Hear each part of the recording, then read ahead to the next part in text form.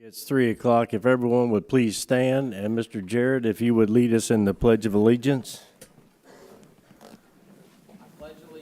To the flag of the United States of America and to the republic for which it stands, one nation, under God, indivisible, with liberty and justice for all. This is the Planning and Zoning Board / local planning agency. It's an advisory board which makes recommendations to the county commissioners who will make the final decision on these items. Items H3, H5, and H7 are LPA items. Items on today's agenda will be heard by the County Commission on April 3rd, 2025 at 5 p.m. When a motion ends in any kind of a split vote, a roll call vote may be taken to ensure accuracy. As a reminder, each member who makes a motion or a second needs to turn their microphone on so that your voice is on the record. Speakers for public comment on agenda items will be given 3 minutes. At this time, if any board member has had any ex parte communication regarding any application, please disclose so now. All right, I need a motion for approval of P&Z minutes from February 17th, 2025. So move. I'll second it.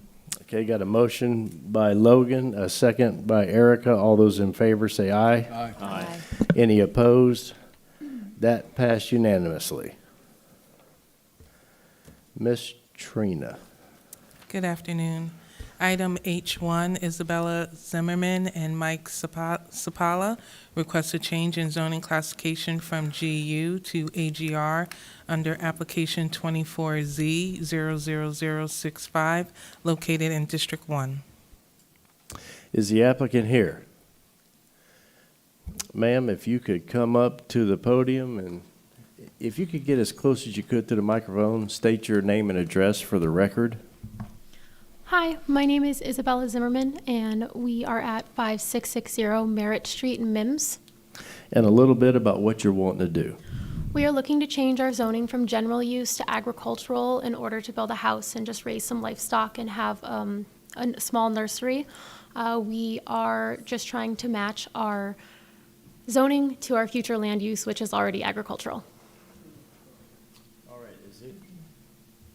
Is there anyone in the audience want to speak for or against this item? Seeing that, I bring it back to the board. Do we have any questions for Miss Isabella?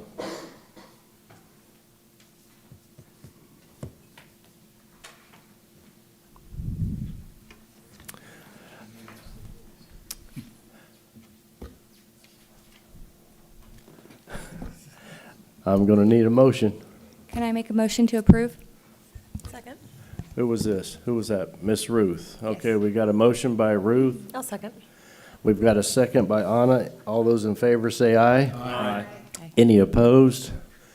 That passed unanimously. Thank you. All right, good luck at the county commission meeting. Item H2, please.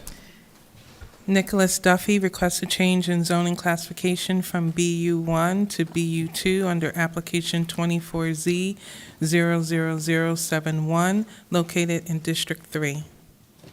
Is the applicant here? Sir, same thing. If you could get next to the microphone and state your name and address for the record. Yes, my name is Nicholas Duffy. Address is 9475 Fleming Grant Road, Sebastian, Florida. And a little bit about what you're wanting to do. I'm trying to change the zoning from all indoor storage to indoor-outdoor storage for boats and RVs. Speak for or against this item? For or against this item? All right, seeing that, I bring it back to the board. Do we have any questions for the applicant? Well, I see that this has been done before, the zoning change, but it's always been done with a binding development plan. So I'm wondering, are you thinking about putting the binding development plan on there as well? Yes, ma'am. Perfect. Were there any specifications for your BDP? I believe they wanted to have a building in front, so that way you could do outdoor storage behind that. Any questions?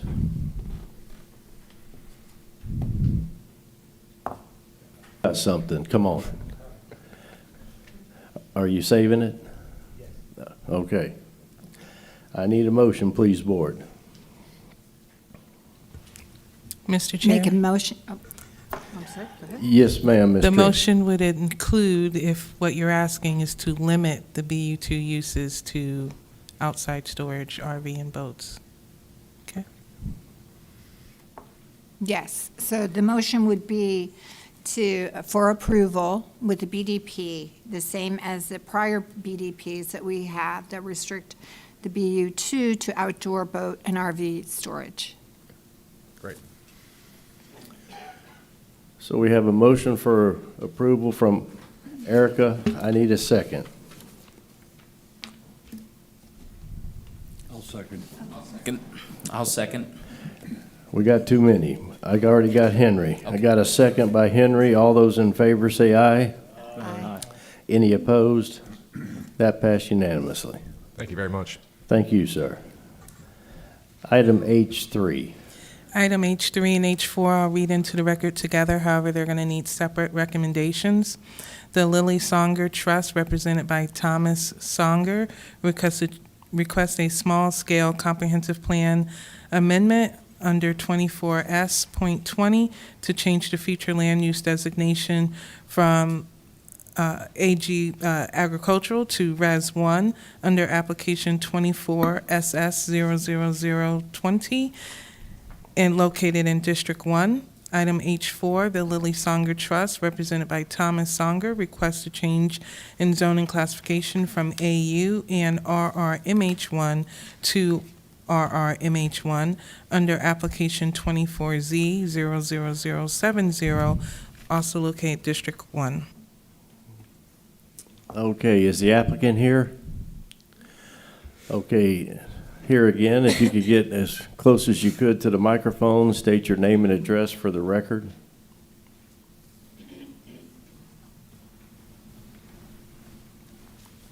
My name is Thomas Songer, and I live at 1101 Newbern Street, Northeast Palm Bay, Florida.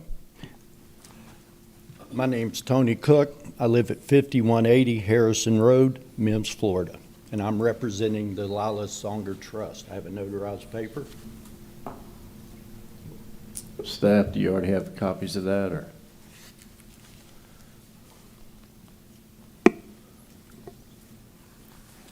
We can take it and make it part of the record. Thank you.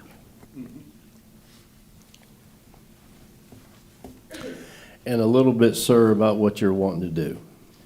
Well, I'd like to move a mobile home out adjacent to my mom's property there and live next to her, and this is my brother-in-law, Tony Cook.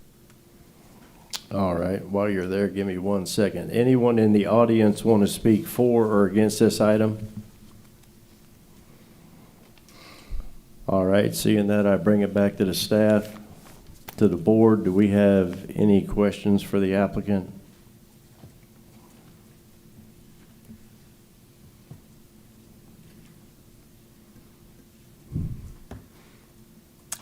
I'm going to need a motion then. I have questions for staff. Okay, go ahead, Miss Ruth. This property, it's located within the MIMS small area study?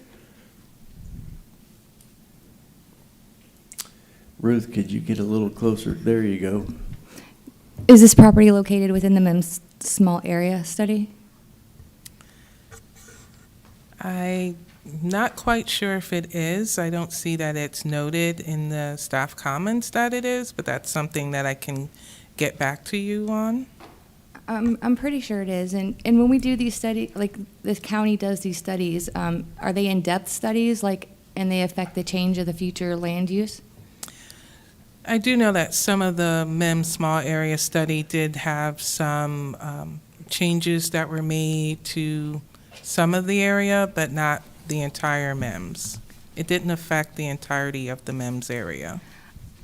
I just want to make sure I'm right. I believe this was part of the MIMS small area study, and this area in particular was denoted and changed for the future land use maps to change it to agricultural and for it to stay agricultural. It is currently agricultural on the future land use. However, there is a Res 1 that is located the southwest corner or southwest of this subject property. Was that property that way prior to the MIMS small area study when the future land use changed, or before 1998, 88 when the comp plan came into effect, or was it done and changed after? It was changed in 2016. Okay. And so then my next question becomes, if we keep changing these to Res 1 under changing the future land use, then the next applicant comes up and he asks for the same exact thing, and then before long, we don't have any more agricultural future land use?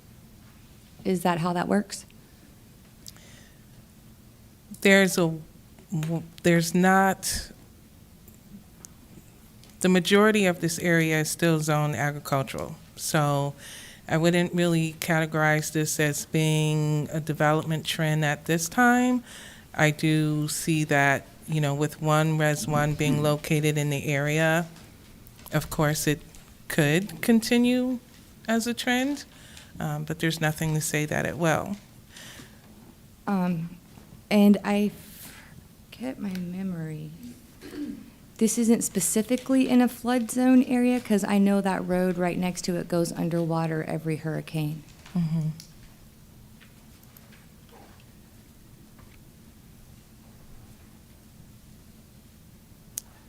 Give me one moment to respond, if you will, please. No problem. Okay. Say it again.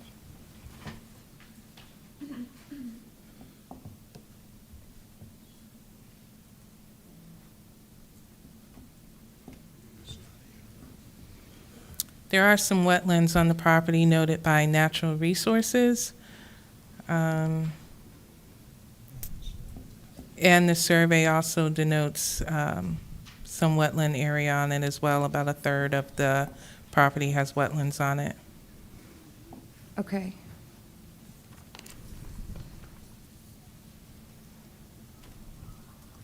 I got a question for staff. So with the current zoning, they're only allowed the one mobile home?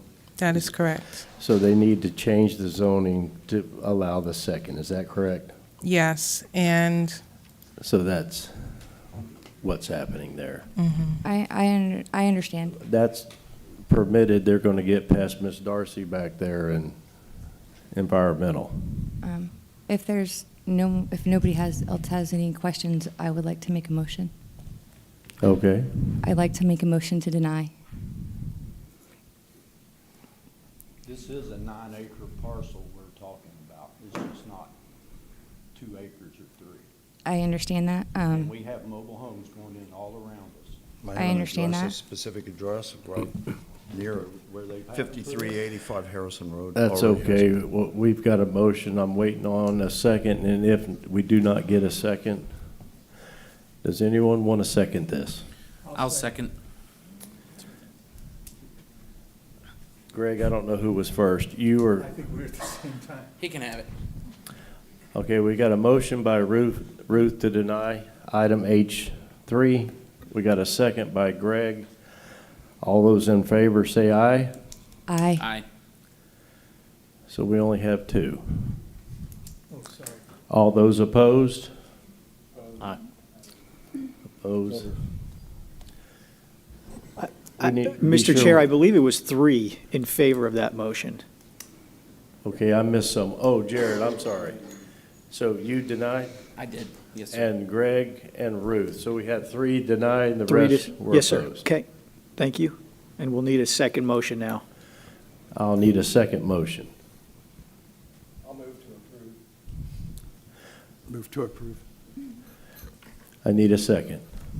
I'll second it. I got a motion by John, a second by Melissa to approve items H3. All those in favor say aye. Aye. Any opposed? Aye. Aye. The opposed against Ruth, Greg, and Jared. So that did pass, but good luck with the county commissioners. You still have to vote on the second item, the rezoning. That was for the future land use change. Okay, my bad. H4. Item H4, I'm going to need another motion. Motion to deny? Second. We have a motion by Ruth, a second by Jared to deny on item H4. All those to deny, say aye. Aye. Is that still the same three? Jared, Greg, and Ruth. Okay, I'll need another motion. You need to have a no vote on the other one. We need a vote on the opposition to that. Yes, sir. So it's 3-7? Yes, the same. Okay, okay, thank you. Correct? I'll move to approve. That's a new motion. Can I just ask a question before we vote on this? Or is that out of order? We're already in the voting process. I'm going to need a second to approve. I'll second it. We got a motion by John to approve item H4, a second by Henry. All those in favor, say aye. Aye. Any opposed? Aye. The same opposed, Greg, Jared, and Ruth. But that did pass.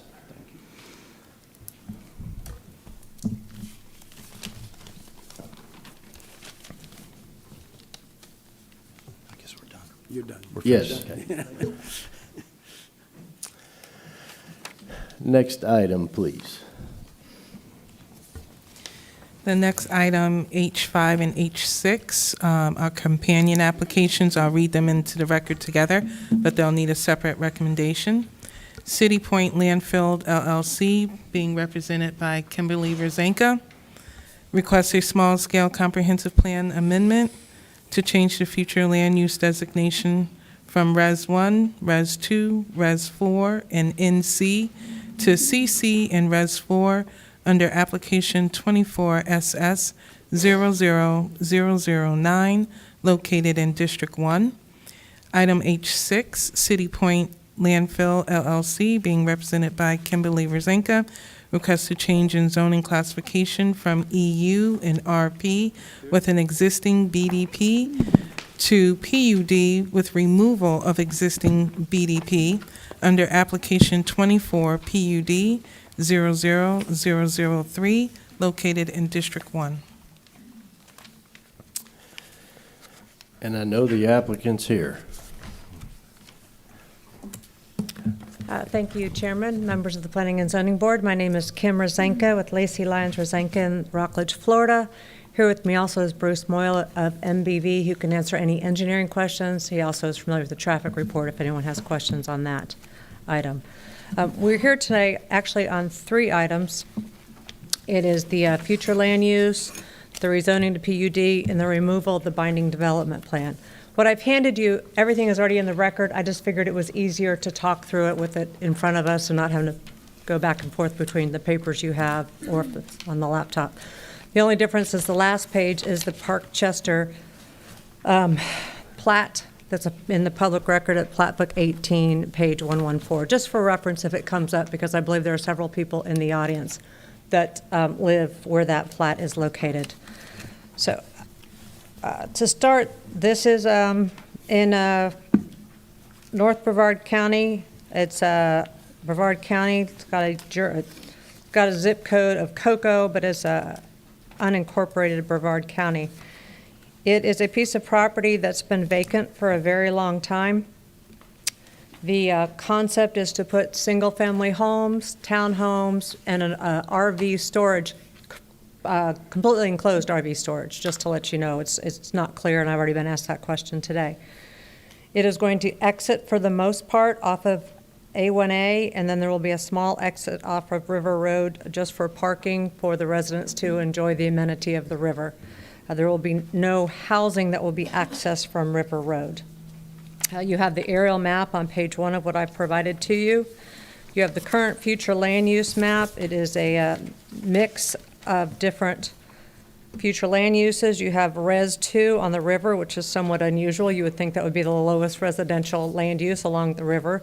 But then it goes to Res 1 in the middle with an EU zoning, which is inconsistent. And then it has the neighborhood commercial on the west side adjacent to Highway 1. What we're here asking for is that the pink portion, the NC, to go to community commercial with a little bit that goes into the Res 1 to make it so it can function better. The Res 1 to go to Res 4. The Res 4 will stay the Res 4, and then that small little Res 2 would go to Res 4 also. Currently, with the future land uses as it sits, there is about 6.44 acres of Res 1, 4.2 acres of Res 4, almost half an acre of Res 2. If you actually calculated that out, there could be 22 homes built on this. What we're asking for is 19 homes. Single family, 11, and then 8 townhomes. A PUD is to encourage different types of housing development and mix it with commercial, institutional, and industrial, and that's exactly what this PUD does. But first, with the future land use, the idea is to make it consistent and then to put a PUD. The community commercial is needed to have the RV storage, and again, and then as you can see below that is the diagram of what exists now. Also, it's unclear, but that little strip on the river, that is also Res 4. So for the FLU, that community commercial request is 1.91 acres, and then completely changing all the rest of it going to the east to Res 4 is 10.94 acres. The staff report for the future land use says that residential 4 can be considered consistent, and there are no deficiencies in this adopted level of service, and that there's adequate rec space by the PDP.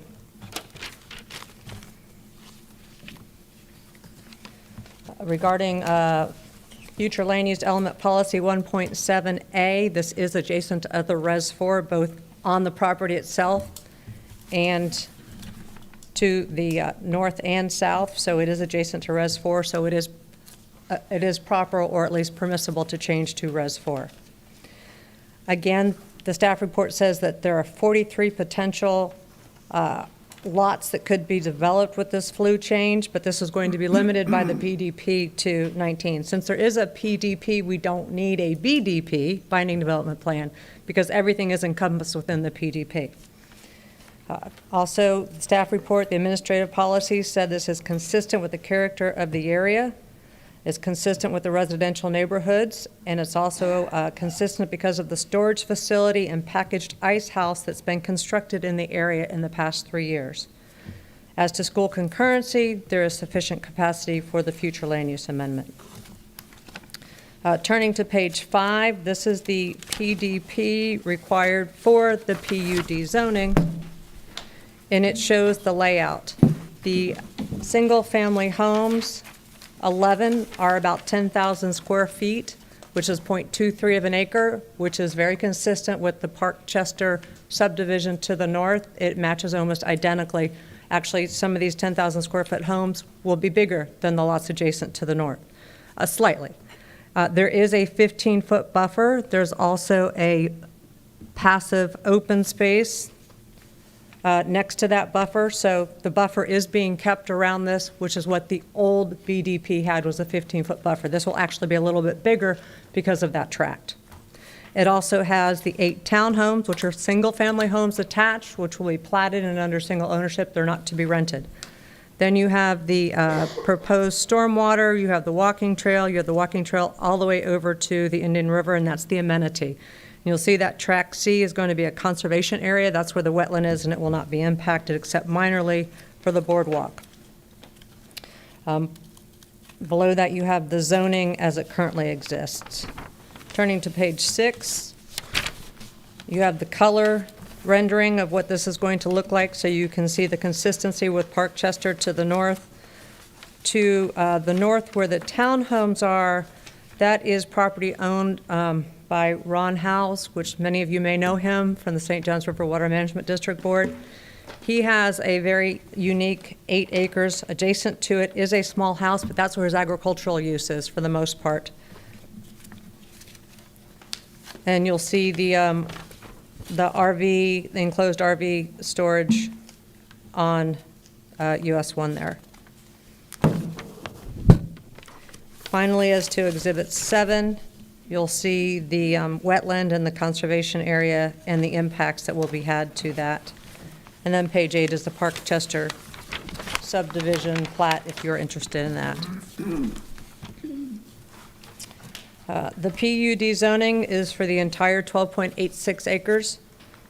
The PDP plan provided in your information gives you the number of units, 11 single-family, 8 multifamily, the gross density of 1.48 units to the acre. The roads, the residential use, the stormwater, the wetlands, 2.36 acres. Common usable open space is just over 4 acres. You have passive open space, you have buffers of 1.76, and the RV storage of 1.62. There's also phasing in that PDP narrative. Phase 1 is the residential, and Phase 2 is intended to be the commercial.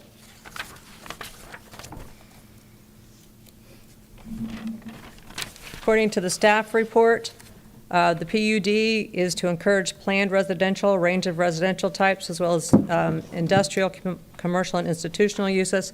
It allows the flexibility. Because of the size and shape of this property with that wetland on the east side, this is the way to spread the density and make the entire property more usable. There are no concurrency issues. There's been some concerns raised in emails about traffic. This will have a minor impact on traffic, and again, it's on US 1. It'll increase traffic by 0.62%, and it will have, US 1 will have a maximum allowable value of 65% with this increase. With the PDP, the lot sizes are comparable to the ones to the north. The staff report says that the lot sizes are comparable with those within a half mile of the property, and that references also the townhomes. The proposed uses are compatible with the surrounding area. Also, the staff report says that the proposed common open space features and RV storage provide compatible complementary features in accordance with adjacent neighborhood character. That's a quote from the staff report. I want to talk a little bit about the BDP from 2008. If you look at that, and you've been provided it again in the emails that were sent to you, it's easier to find probably than in your packet. If you look at the last page of that BDP, Binding Development Plan, it only applies to the middle 7 acres. It's a little confusing. It seems from the staff report it applies to it all, but the exhibit and the legal description says it's to that middle 7 acres. So that 7 acres was supposed to have 7 units. That 7 acres in the middle will now have 11 units. Again, it is still less dense than what could be under the allowable future land use right now.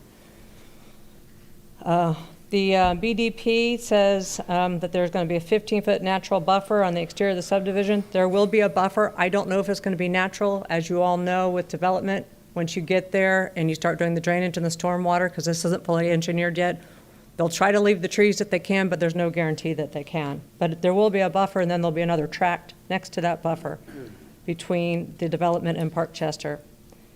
The number of lots not to exceed 7, now it'll be 11, but it's still spread density. Shall have no access to Park Chester subdivision. That's the access road. So it doesn't necessarily have access to Park Chester, but it will use the same road that it comes in off of US 1. But it's not intended to go into the subdivision.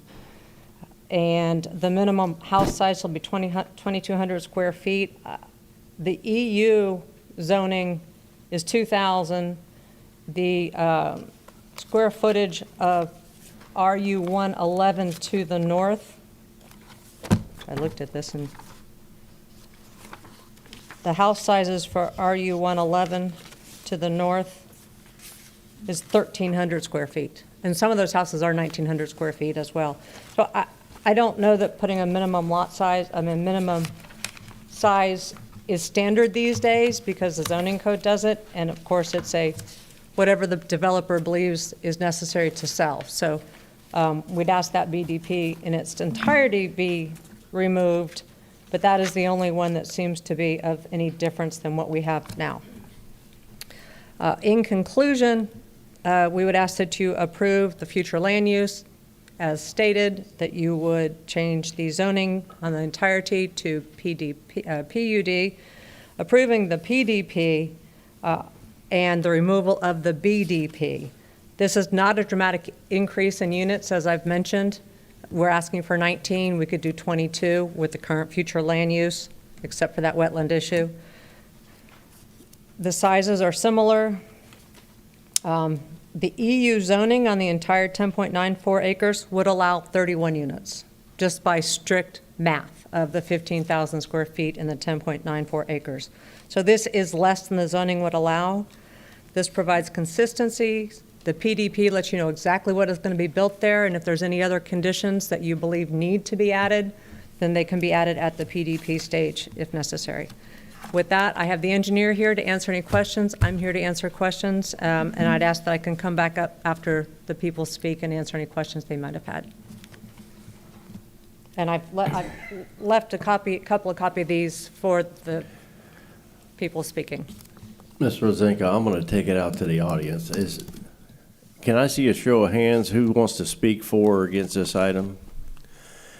So if you and the engineer would hang loose and then take your notes. Yes, sir.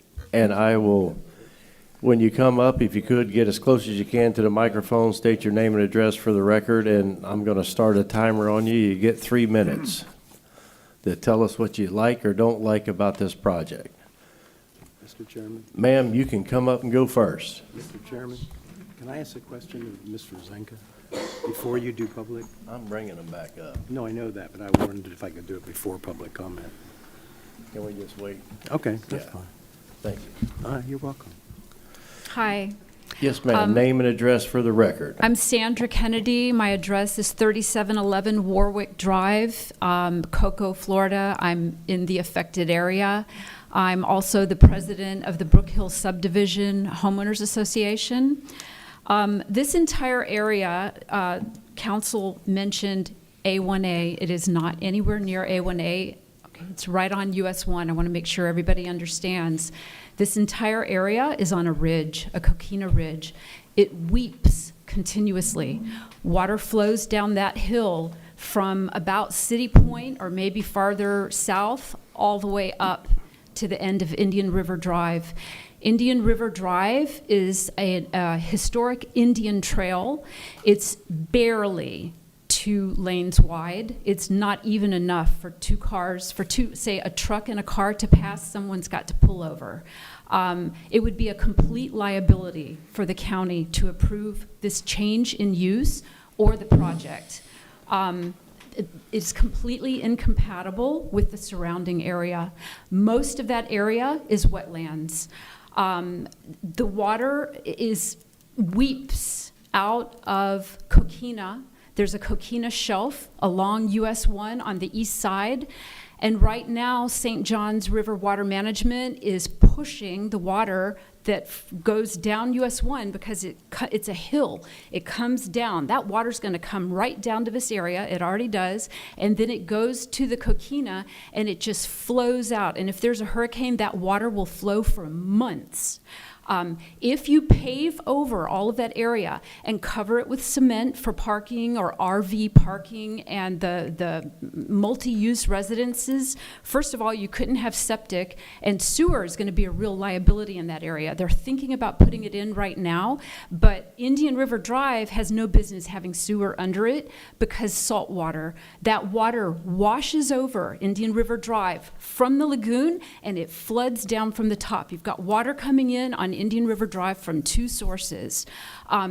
The project is about a 1/4 mile, don't hold me to the exact amount, but it's very close to 528 in US 1. And so you've got the exit ramp and the entrance ramp. And if you start backing up traffic in that area because people can't get out and get down the road because now you've got a red light on US 1 where right now there isn't one, you're going to cause traffic problems. So we've got flooding, we've got increased flooding. This is going to affect all of the residents. Right now, if it rains heavily, we just can't use the road. We have to hang out and wait. So if they have an entrance up at US 1, well, maybe they're not going to be affected by that, but the rest of us that are forced to go down US 1, Indian River Drive, because we don't have an exit onto US 1, we're going to be dealing with the flooding that they're going to create, because that coquina is not going to be there anymore. Cement will be there and the water will just flow. Right now, if I may continue just a little bit more. I'm sorry, ma'am. I'm just going to be able to give All 3 right. minutes, but I will thank move, you, but though. I'd like to point out that right now there's water flowing through the storm drains like a river, because Ma'am, if excess this water is starts, it's flooded going to through the continue drains. through everyone we're dealing with. Apologize for that, but we will go to 3 minutes. Who's next? Yes, sir. Address for the record. Joseph McLean, 3449 Indian River Drive. I'm right in the middle of all this issue. She is absolutely right. Whoa, my bad. Hold on here. That was a quick 3 minutes. You get extra time now. Okay, go ahead, Mr. McLean. I'm sorry. I'm right in the middle of what she's talking about. The water comes down off of the ledge, I have 2 areas on either side of my property that flows when it rains. So it's exactly what she says. Plus it comes down the road there. And a lot, you've ever tried to get on from Indian River,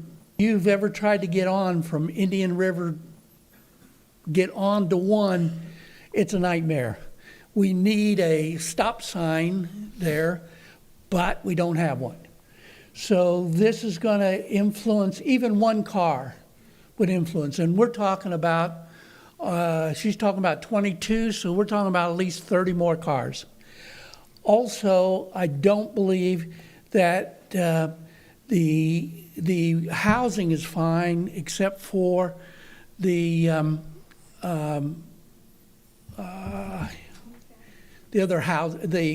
other development. The RV storage? RV storage, and also the townhouses.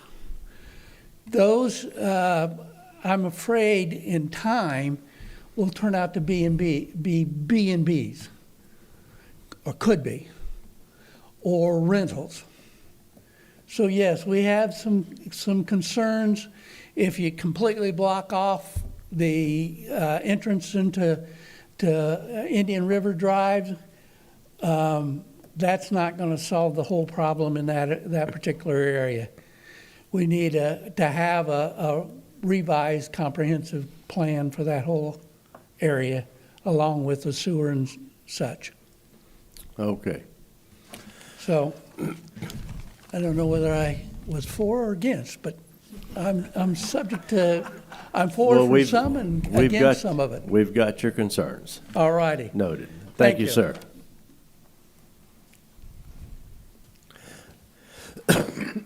Excuse me.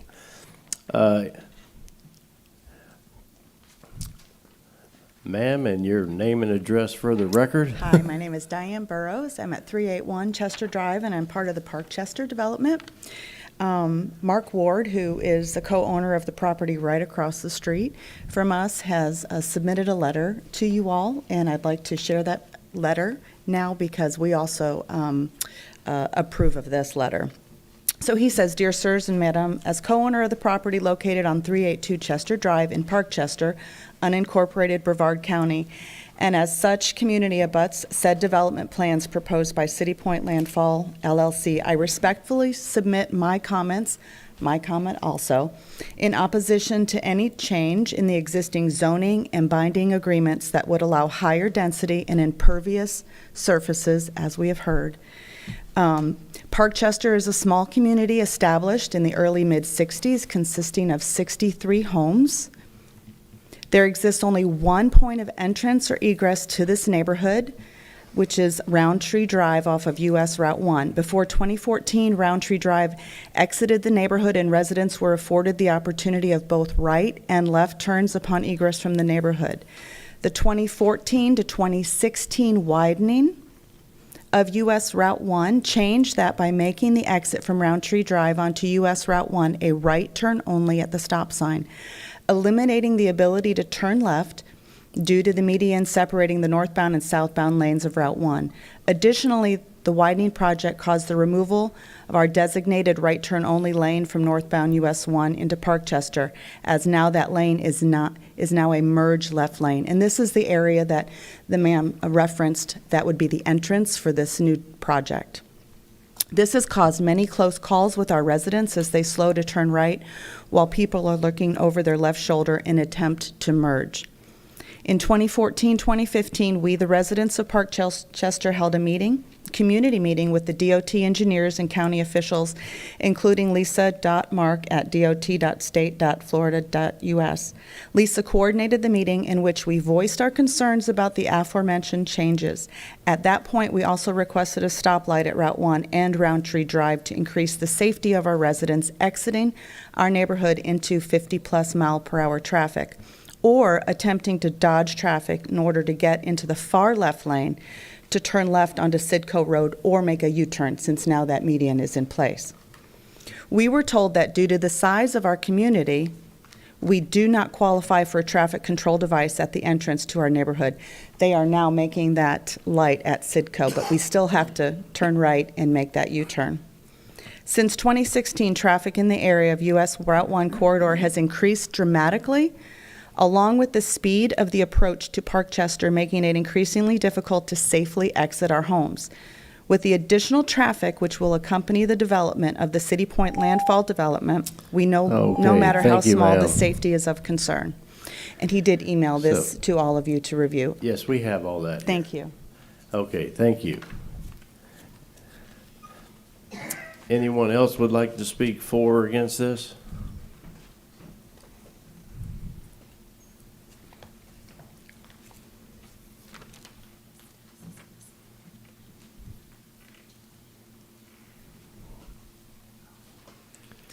Good afternoon. My name is Shirlene Miller. I live at 3520 East Roundtree Drive in Parkchester. My major concern is that entrance onto Parkchester off of US 1. That road is also going to be used and is not yet functioning by a mini warehouse facility that is being built on the north side of that road. And of course, you have the entrance to the law firm that sits on that intersection. So I don't know when they did their calculations if they included the mini warehouse traffic that will be going in there shortly and the law firm traffic that has been using that for some time. That is going to, plus at the end of Parkchester, the road, there is an immediate, very sharp left-hand turn that does a snake configuration. You go in, and to get into Parkchester, you must do an immediate left, and if you're going to my house, you must do an immediate right. And it has been a close call. It's a very narrow road. So I would like that traffic consideration to be considered with that mini warehouse opening very soon. Second of all, has anybody mentioned that there's an old Pioneer graveyard in the middle of this facility that they plan on building? I didn't think so. It's not really mentioned. But back in the middle of this development is an old cemetery that goes back to Pioneer days. I don't know exactly the dates, but I'm sure if you check with the historical people, they will be able to tell you approximately when it was put there and some of the grave markers that are still there and what accommodations are they making to protect that cemetery. Thank you. Okay, thank you, ma'am. Yes, sir. If you'd like to come up and state your name and address for the record.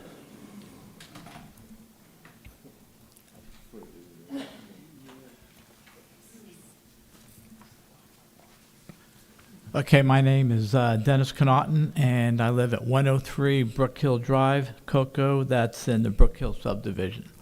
I'll be honest with you, I'm going to plead ignorance. I thought I was back in the military with all the acronyms. I have no idea what half the stuff she was talking about, especially without a picture to look at. But I will reiterate what people have said. Everything from US 1 is downhill to Indian River Drive.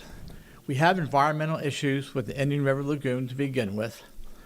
Where we live, we are constantly flooded, and during hurricanes, we literally cannot get out of our subdivision unless you have a high truck. If you have a car, you cannot get out of the subdivision. And that runs probably from our entrance 100 yards each way. The water is up over the grills of the cars when we've had hurricanes. I've lived in that area since 2000. The other issue is they talk about the traffic. For all those of us that live in that area, we have to come up City Point, and to turn left, we thought when initially when they were widening the road and stuff that we were going to have a traffic light there. It's extremely dangerous to try and turn left because your car, you have to come in at an angle so that people are going 55, 60, 70 miles an hour on US 1, constantly running red lights. It's a terrible issue. And your car is maybe a few feet from the lane that's coming behind you. So the traffic issues we're concerned about, the environment, the water, those are our biggest concerns. My biggest thing too is with all the flooding issues, we don't have enough land, as far as to take all the water that comes from US 1 down to begin with. So now if we create another gigantic hardscape footprint, it's just going to make it worse for a situation that's already bad. The county has been out there multiple times trying to clean out ditches, trying to clean out pipes and stuff. We still have bad flooding issues. So putting more properties there, more people, it's not going to make it any easier for any of us. So someone else can have my 40 seconds. Thank you. All right, thank you, sir.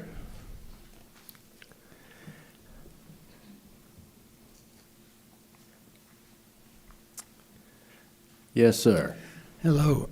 My name is James Suderman. I live at 3469 Indian River Drive. My property abuts the south side of this development, so we're pretty concerned with all of these, and we agree with most of these other concerns that we're hearing here, and so I'd kind of like to go from that and interject a few more different comments.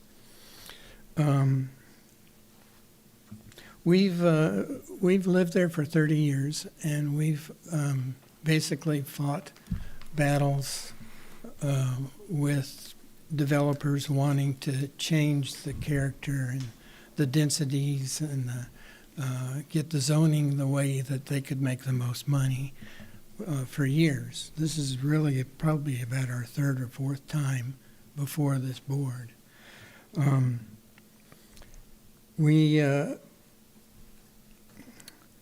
One of the things that we have learned to expect in this process is that once the developers become aware of community concerns, either on their own or by advice from you guys, they schedule up a meeting with the community where they talk to us about what they're going to do, and we can have a productive give and take with meetings like that. This has not happened in this case. The first time we had an inkling that they were serious about doing this kind of development was when the sign went up 2 weeks ago, both at Parkchester and then on Indian River Drive. We would like to basically plea for some kind of that process to continue, where the community, and you can see all these people here, if if you had them raise their hands before you saw Right. many were interested in this subject. And an interesting thing to ask them might be, how many are opposed and how many are for it?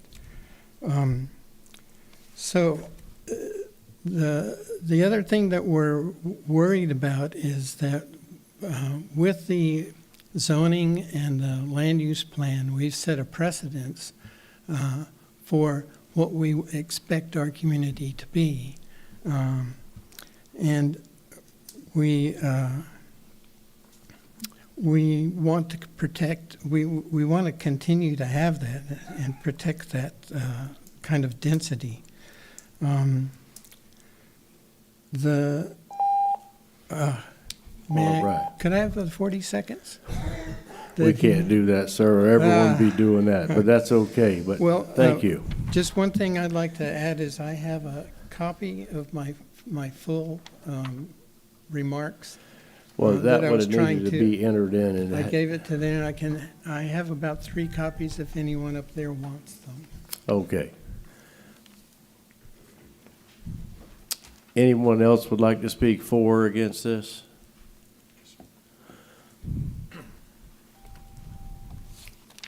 My name is Ron House. I have the strange property shape, as the attorney mentioned before, that's directly to the north of this property. Your address, please, My name is Mr. Ronald Ron. House, 3531 North Indian River Drive. Okay.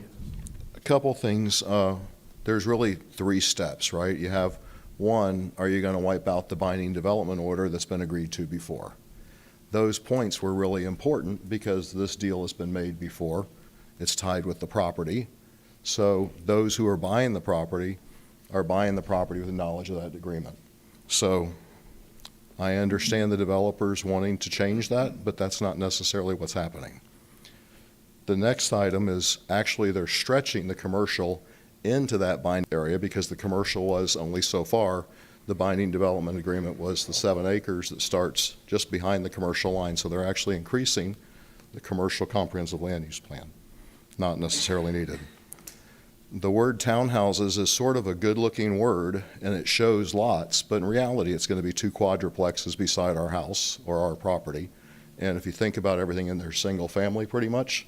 So you can talk density, but you have to talk compatibility. It's not compatible with us. We bought the property to the north of us to build a nice house on it.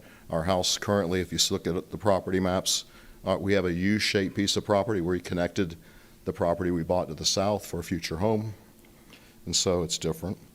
The binding development agreement also has a lot more items in there than just come off Parkchester. The way the plan is currently designed, there's a cul-de-sac for the commercial, and then there's an entrance off Parkchester, so if the developer wanted to keep it insulated from Parkchester, they could by extending the cul-de-sac on down. Myself, I'm a licensed engineer, licensed surveyor, and I'm a developer also, one of those evil words, so to say sometimes, but it seems to me that that this could be designed not necessarily to affect Parkchester. It might change the character of the front, but it's no different than the attorney's office off the side of Parkchester having it all self-done. Last but not least, one of my biggest fears, there's 2 items that scare me a little bit. One is if you did have quadruplexes there, even though they're cut up as townhouses and sold, that someone wrongfully or rightfully can VRBO it. We have problems with that up and down the street already because of all the launches and people can do that. So VRBO scares me a little bit. And the next item is just a little parking lot entering off Indian River Drive. It's sort of like a parking lot hangout. You can gate it, you can lock it, you can do whatever you want. But you're still going to have transients sometimes breaking in there because we have people parking in our front yard all the time to watch rockets launch. So that's a problem. And so it's not really a good parking area. And there's a couple other parking areas up and down the river that have the same problem. So I guess VRBO, parking problems, quadruplexes. We got a binding development approval. We've already done this before. And you don't have to enter Parkchester if you don't want to. And the RV lots increasing the commercial. Thank y'all. All right. Thank you, sir. Yes, ma'am. If you could come on up and state your name and address for the record.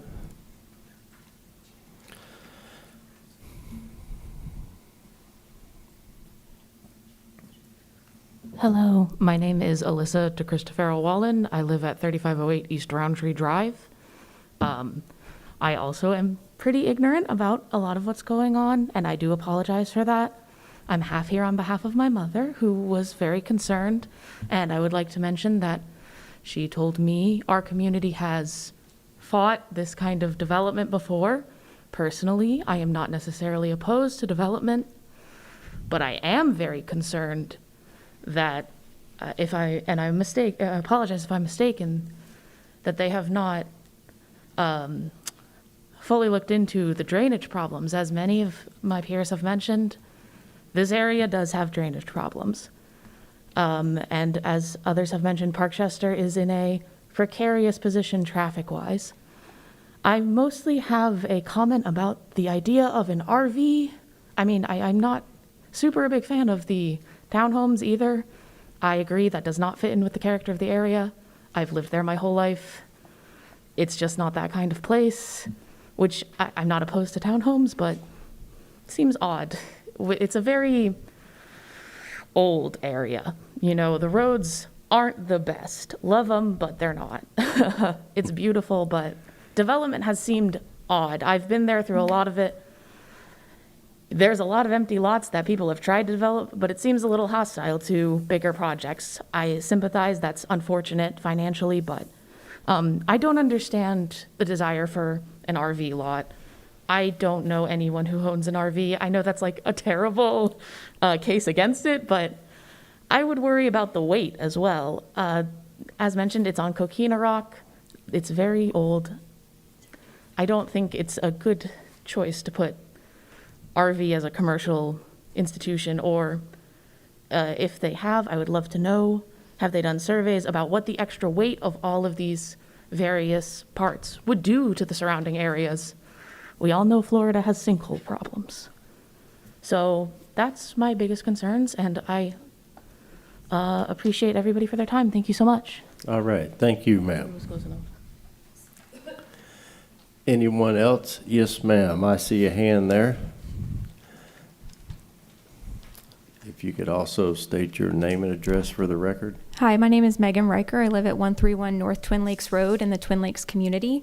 I'm a born and raised native here in Cocoa, Florida. I've been a real estate agent for over 7 years, and I do believe that there are a lot of concerns here. My main concerns would be the drainage issues, but I do believe that the townhomes are not consistent with this area. There are no townhome communities along River Road. If you go from north where Indian River Road starts all the way down to South Rockledge where Indian River Road ends, there is not one townhome community. It is not consistent with our area at all. So I'm not opposed with the current binding development plan that is on record at the point, because it does keep it consistent with the feel and the values of the area. I do believe that this would negatively impact the values of the surrounding areas, including those that live north and south of this community. I know this in fact because I do CMAs or market analysis for properties all the time. Every single day I'm looking up property values, and these developments negatively impact larger properties. So like if you have an acre property next to a development, it does impact those values. We do have other parks along the river, so my other concern is the paved parking lot. I walk and I jog down River Road every single day, and the things that concern me are the safety and the loitering and these abandoned parks that are never used by the neighborhoods. For instance, there is a park, I think it's Riverview Park. It is at the end of McFarland and River Road. It has a very steep hill. It's probably really recognizable by a lot of people. It's loitered all the time. There's crime that's happened. You can look up these statistics with Cocoa PD or the Brevard Sheriff's Office. It invites loitering, it invites crime, and most of these communities never use their parking lots or their parks. So I feel like that would be a very negative impact on the wetlands as far as the drainage goes. Not to mention the traffic. She mentioned 0.26% of a change, but what about the 25, 30 other developments in the area that are asking for that? That adds up. If you go along 524, it's nothing but development right now. So it's not just this project, it is multiple projects that are adding up all at one time that are impacting our traffic. Every day we drive by 528, it's stopped. heading east, we have the launches, we have the cruise ships that are adding cruise ships, we have multiple developments that are being added. It's not just this development, it is everything being added together. So those are my three concerns. Not only that, but it puts a strain on the quality of life around us. There's more and more people moving here all the time. I'm a real estate agent. You would think I would be for development. I'm for quality of life. And I think that's taking away quality of life for us by adding more and more cars on the road. You know, I think that parking lot is the worst part about it. So, yeah. Okay, thank you, ma'am. Is there anyone else? Ma'am, I see your hand. Please come up. Good afternoon. My name is Beverly Suderman. I live at 3469 Indian River Drive in Cocoa. And my concern is, would you guys like to have a parking lot in your front yard? That's what they're proposing. We live just south of this proposed project, and the project is also directly in front of us. We have a flag lot. And they're proposing a walking path in front of the property and a parking lot directly in front of our home. So when we get up in the morning, first things we're going to see is the parking lot. And also we have power lines that go all the way down the north side of our property in front of us. That needs to be cleared so that the Florida Power and Light people can keep that open from the hurricane due to the trees falling and the scrub below. So that needs to be maintained. This property has been maintained since 1975 in front of us, brush hogged and mowed, so that those power lines could be accessed and we don't lose power. So that walking path in front of our house, who knows who's coming down there, and the parking lot right in front of us. That is just going to deflate our value of our home. Number two is if you take up this, number one, I don't want the change of the future land use map or the binding development plan. I'm against that.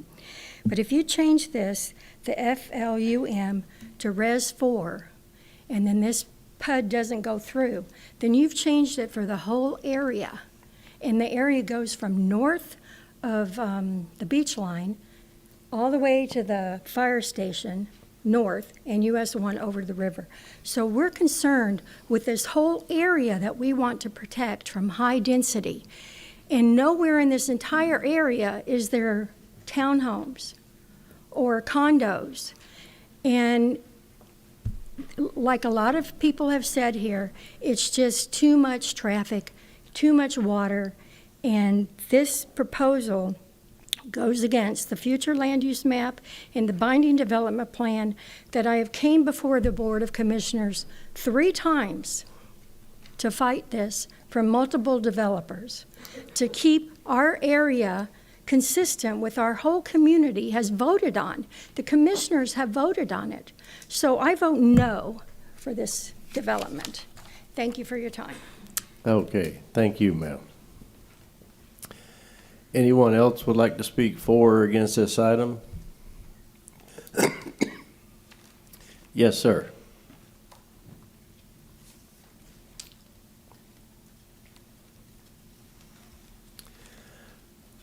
You know the drill by now. Yes, sir. Name and address, please, sir. My name is Victor Watson. My address is 3490 North US 1, Cocoa, Florida.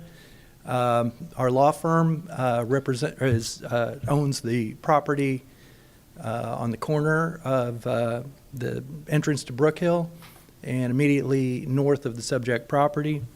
I think that the people here have made some very good points about the drainage and traffic and all the issues in the area. So I'm not going to really speak to those. My biggest concern is that our property is zoned RP, residential professional, which could be either homes or office buildings, that kind of thing. Very low impact sort of use. And the subject property is zoned the same. So we were thinking when this was done that the use would be similar to what we have.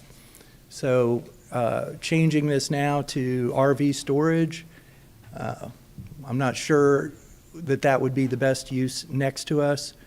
But our biggest concern really is that we have some kind of buffer between us and them. Right. So that we're not looking up at these big, tall buildings right there. And we've got some natural vegetation, which is what we've tried to do at our office. So as far as just our property next to them, we just really are very concerned about the compatibility and making the uses compatible. Also concerned about the increased traffic coming out onto US 1. You know, that it is a difficult situation for people coming in and out. So this would just add to that. So, Okay. all right. All right, thank you, sir. Anyone else would like to speak for or against this item? Because I'm going to close it to public comment. Anyone want to speak? Going once. Going twice. All right, we're going to close this then to public comment. And Kim, I guess if you and your engineer could come up for questions. I'd like to do a bit, I'd like to answer some of these questions. Go ahead. And then I Okay. think Bruce can talk about a few things as well, and then certainly we'll answer any questions you may have. There's been a lot stated here today. As you know, a lot of this are things that would be handled at the site plan level. I apologize. I always say US 1 and A1A. I always get them mixed up. Yes, this is on US 1. There will be no access onto River Road except for those driving up to use the HOA-controlled parking lot. It's 4 parking spaces. No one else can use that walkway except people who live in the neighborhood or their guests. So it's not open to the public. It's not a free-for-all. It's going to be HOA maintained and controlled, and that's just so people can park there and enjoy the riverfront like all of those along Indian River do that own property along there. People are concerned about the flooding. Again, it has to be engineered flooding, as you know. They have to retain their own water and any water that historically drains on it. So if there's a ridge draining onto that property, it will be continued to be maintained by that property. Bruce can discuss that more, but again, that is a site plan issue. If this development impacts others, it can't be built. So that's a site plan issue that will be taken care of. Again, this is 19 homes. Could be 22 with the future land use that's there. Townhomes are single-family homes. They are platted, they are sold. Regarding that Pioneer Graveyard, if you look at your future land use map, it's below the property, and it's the little item that says 516. So it is not in this property. That graveyard is not in there or nor accessed through this property.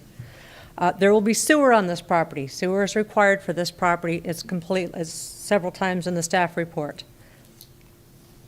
Mr. Sutterman, Mr. and Mrs. Sutterman spoke, and they are that flag lot to the south of the property, which you can see on the future land use map. They are Res 4. They're asking you not to change anything to what they already have. There are no residents adjacent there. There is a walkway and that 4 little spots for parking for the residents, only used by the residents and HOA maintained. Meeting with the residents, Mr. Moya spoke to several people about this. He had gotten calls. We didn't know there were any negative thoughts about this until this morning when I got one email from staff. So this is somewhat new. We have heard their comments, and we will talk with the owner about them. Again, there's been statements to protect the density. This PDP lowers the density, so that is being protected. Regarding the BDP and wiping out the conditions, the 15-foot buffer will remain, and Mr. Moya has told me that does have to be a natural buffer. This is slightly increasing the commercial future land use, like by 0.2 of an acre. It's a tiny amount. I do want to provide to you Mr. House's property detail and his map, so you'll see his house that he lives in is nowhere near this property. It's on the other side of the U.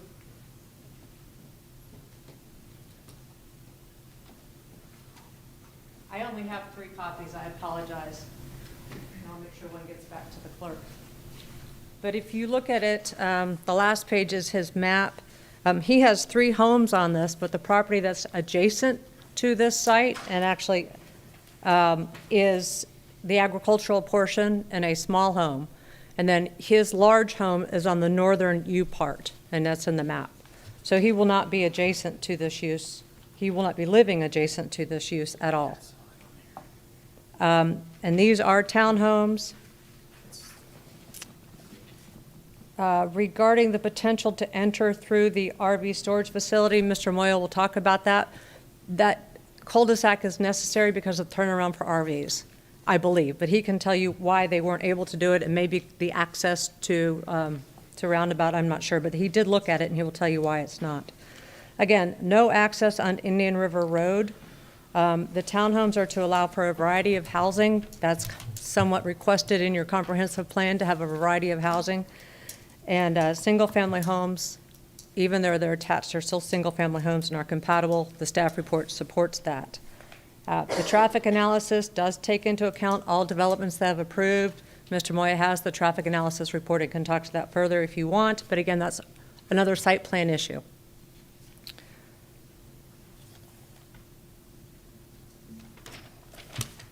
With that, I'd ask Bruce to come up and comment. Let me, most of Yes, my sir. questions are for you. Okay, yes, sir. I hate for you to have to come up twice. All right. A little sarcasm. Kim, when was this property, I'm sorry, Mr. Rosanka, when was this property purchased? I don't recall, Your Honor. Okay. Your Honor. Sorry. I was in court all day Friday. I apologize. We're off to a great start. All right, yes, Your Honor. Looks like 2021. 2021. So, Yeah. just in the last few years, let's say? Yes. Yeah, November of 2020. Yeah.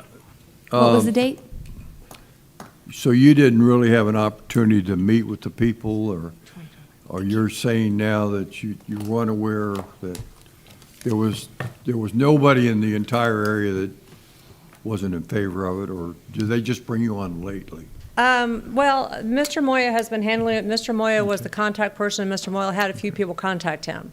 And when I spoke with Mr. Moya, and he can tell you, he'll tell Okay. you what they said. Well, I was hoping most of these were for you. There's a lot of history down there. As I'm working off of some recollections here, but I think everything south of City Point Road is probably in the incorporated area of Cocoa. Is that? No, mild it's assumption. further south. It goes Forest Hill Drive. Okay, real close? No, it's probably half a mile Okay. south of here, All right. south of this project. So High Point subdivision's probably not in the city of Cocoa? If that's Forest Hill Drive, then it's City of Cocoa. Okay. If you look at City Point Road, which has been there a long time, and you go north to Blacks Road, which is really a condensed version of this area, I don't know of anything that's multiple family through there. Is that to the best of your recollection? I don't know, but we're not asking for multiple family. Huh? We're not asking for Well, but multifamily.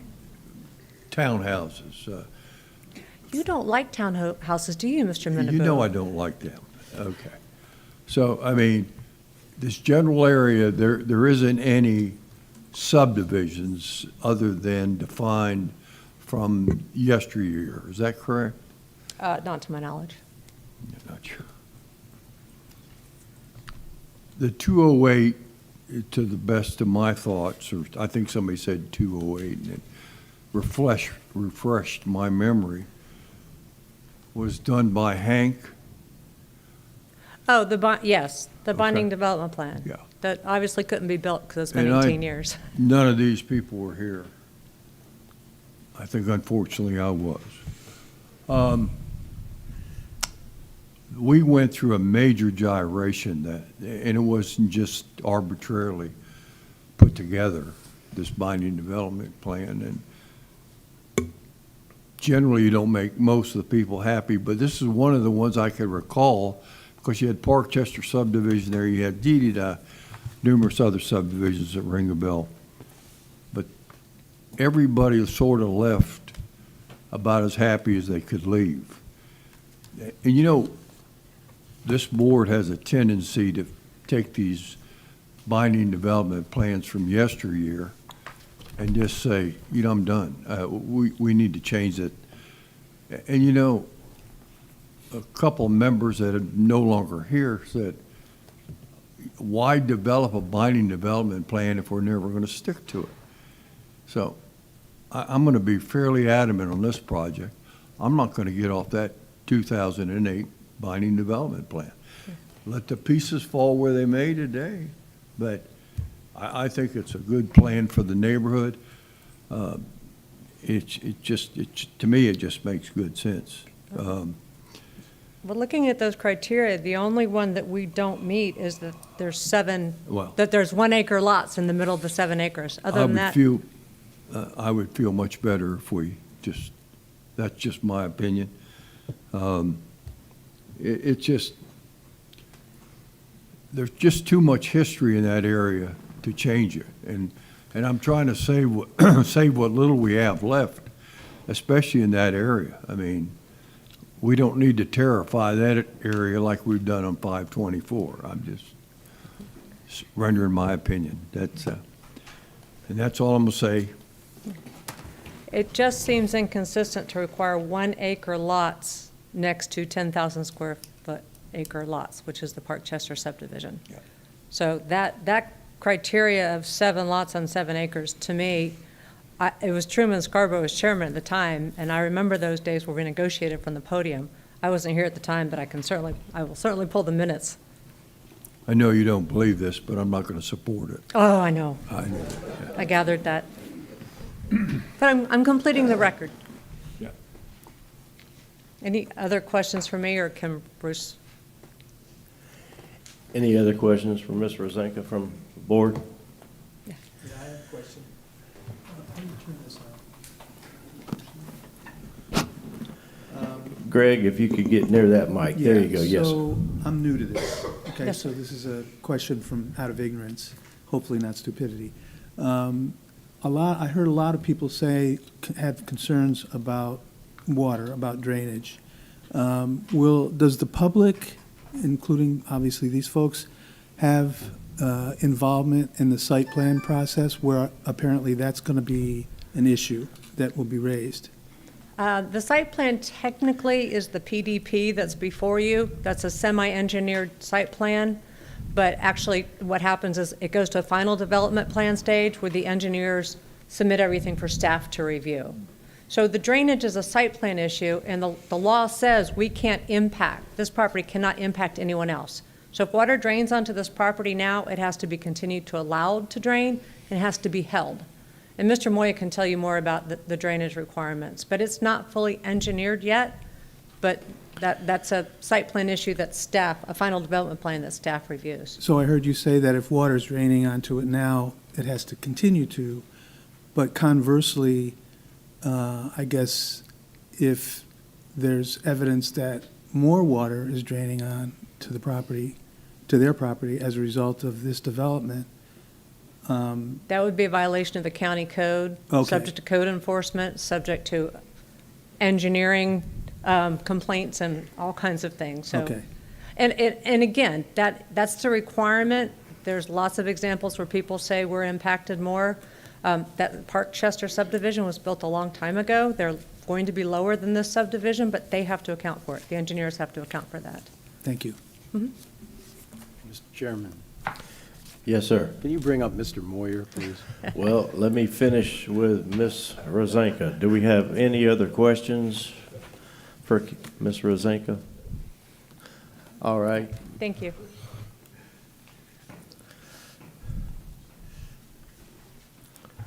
Good evening, Mr. Chairman, Board. My name is Bruce Moyer with MBB Engineering. I kind of figured John was going to save all his questions for me. It's good to see some familiar faces and a lot of new faces on this board. It's the first time I've been in front of this board since it's changed. So there was a lot of things. I want to talk about the drainage first. So I think as most of you know, we're on a DOT road, so we have to comply with DOT drainage. We're in the county, we have to comply with county drainage requirements, and 3, we're in the St. Johns River Water Management District. So 3 entities will be reviewing our drainage design to make sure that we're not impacting the area, that we're less of an impact in the post-development than we are in the pre. Currently, that site is a pretty cool site. It's very high on the west side, and it just drops off like a bluff towards the roadway, Indian River Drive. When I was out there, I did a site inspection. They were surveying that area because I believe the county is working on some drainage improvements. So I think there's something in the works because there were county surveyors out there at the time. Regardless of that, it's just a free-for-all out there. The water just drains from the US 1 right-of-way uncontrolled out to the river. It's not treated, it's not routed, it just happens. We'll be building a system that will take the water that comes on our property or that we create from putting in impervious surface, put it in a stormwater pond, treat it, and reduce the discharge from what's happening right now. That's the requirement. So we think that we can control the drainage a lot better in the post-development than what's happening out there right now. As far as traffic, all our traffic's going to the west. We're not adding any traffic to Indian River Drive at all. All we're proposing is a amenity so that the residents can come down and use the river. I believe there's if I remember right, there's a dock that's basically gone except for the pilings, but they're going to plan to rebuild that so they have river frontage. So they want the residents to be able to come down, be able to unload their vehicle into their boat and go out and enjoy the river like everybody else does. It's not going to be technically a public parking lot. It's going to be an amenity for the residents. So most of them will be able to just go down there on the pedestrian walk that we're providing and go down and enjoy the riverfront. The townhomes that Mr. Minaboo doesn't like are supposed, from my understanding, talking to the client, are going to be luxury townhomes because of what a lot of people said up here about watching the launch. They're going to be high up on the bluff, and they're going to have prime views of liftoffs. And they're going to be probably bigger and probably more expensive than some of the existing homes in the area. So the fact that they're attached doesn't mean they're multifamily. They're still single family, they're just attached. But they'll be bigger in area, and they'll be new, and they'll be luxury, and they'll be very expensive. So I think that there's not going to be a property value issue because of that. The reason we are not mixing the commercial and the residential traffic is because that is really not good planning. You usually have residential traffic go to the lower classification road, which is the local road that everybody else that's residential is using, and the commercial traffic accesses directly on US 1. So there's no reason to intermix the two. The cul-de-sac is provided in the commercial part for not just the RVs to turn around, but for the fire trucks to come in and turn around, and the garbage trucks and all that. And they'll go back out to US 1. The residential will be separate using a local road, which is good planning practice. Is there anything I'm missing? I think that kind of covers, pardon me? Oh, yeah, it did. You know, it has been a while. We've been working on this for a while, and I did get a couple calls. I don't remember if who it was that called me, but there was no overwhelming concern to whoever I talked to. They just had a couple questions, and so we answered the questions, and there was no real follow-up or I wasn't convinced that there was a outcry from the public. I just, like I said, I got maybe a couple inquiries about it, and it was just a couple of questions and nothing to this level that we're getting today. So we usually contact the county staff, say, hey, have you received any letters? Have you received any phone calls? And we didn't get that. I think it was until 1 this morning. So we didn't know that there was going to be a turnout like this today, or we probably would have had a meeting earlier. So I think that's everything I have. I'm sure John's got some questions for me, if not anybody else. Yes, sir. Mr. John, you got the floor. Yes. How are you? I'm doing good, sir. How are you doing? Well, your your discussion on the stormwater retention, can you tell me what the impact will be on the neighbors to the north of whatever you're planning on doing up there? In other words, are you going to help their neighborhood, or, because one of the comments that I heard today was that there's a lot of flooding going on after a storm, and they have a lot of problems. Mhm. Will your design ameliorate some of that? I believe it will, because I think that we can take some of the water that's up on the hill and route it to the west instead of routing it to the east. And then holding it and treating it, and so it's not going uncontrolled and untreated into the River Lagoon. Okay, so there will be a benefit there on I that? believe so, yes. Okay, and you're dealing with FDOT on that because Yes, that's their sir. right-of-way? Yes, sir. Okay. Mr. Zanka mentioned the 4 parking spots on the east side of the site. Mhm. What is that area? Because it's not really delineated in this master document here. Yeah, I think I was alluding to that right earlier. here, So yeah. that's going to be an amenity for the residents to be able to park vehicles, so if they do rebuild the dock on the river, they can come, park their car, unload their vehicle onto the boat, any boats that are parked, that they can park there. You know, unload their life vests and their coolers and whatever, keep their car there, enjoy the day on the river, come back, load their car up and go back to their house. Does the owner have any plans to put a dock out there? There is already, if I remember right, there's already a dock there that's, That belongs to this This- property? It's been wiped out except for the piles, so Oh, okay. that would be rebuilt as an amenity. All right, is there a pedestrian walkway from this development to the Indian River Yes, Drive? Yeah, it's on the plan, yes. I don't see it. It's on that It's- same. Yeah, we're coming from the development You're through talking the about on that wetlands. green thing on the bottom? Yeah, Yeah. and then the Okay. path going What's back. the area to the north of that? That's all wetlands. It's all wetlands? It's So all wetlands. there's no paving or anything No, going we're trying to on? preserve Okay. that to the highest And- extent possible. Okay, and then you have the retention pond that you're putting in? Mhm. Okay, which will help remediate any of the storm issues? Yes, sir. Okay, which is not there currently, correct? Correct. Okay, so in essence, there is a benefit to a development going in there. In my But you're going to opinion, have yes. some impermeable space, course. which is going to generate more runoff. Okay. What's your maximum building height going to be out there? Is it on the, I don't know. I think it's the zoning, typical zoning is 35 feet. Okay, no higher than, No, I don't think we'd be going any higher than that. well, you were saying that you're up on, that you were talking about the townhouses, and you were saying that they're sitting on a ridge there, and they'll be able to get the views to the Right. rockets. But you're saying no higher than the 35 feet required? Okay, so you're not asking for a variance on that. Okay, let's talk about the congestion that you might cause on Roundtree Drive. Okay? You're going to have 19 units with about 30 cars maybe maximum exiting in the morning, along with the 63, I believe it is, of the people that live in that area to the north. Your impact study says that it's negligible, but for those neighbors, they're going to see traffic. And that's coming in, when they're going out, it's going to be coming in from their left, correct?